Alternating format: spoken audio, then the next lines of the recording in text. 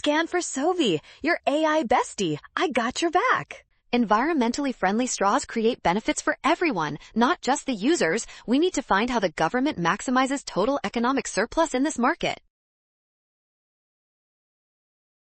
First, recognize that these straws generate a positive externality because society gains more than the individual buyers. This means the social benefit is actually higher than the private benefit alone. In a free market, people only consider their own costs and benefits. This leads to underconsumption, where the quantity produced is lower than what is socially optimal for the economy.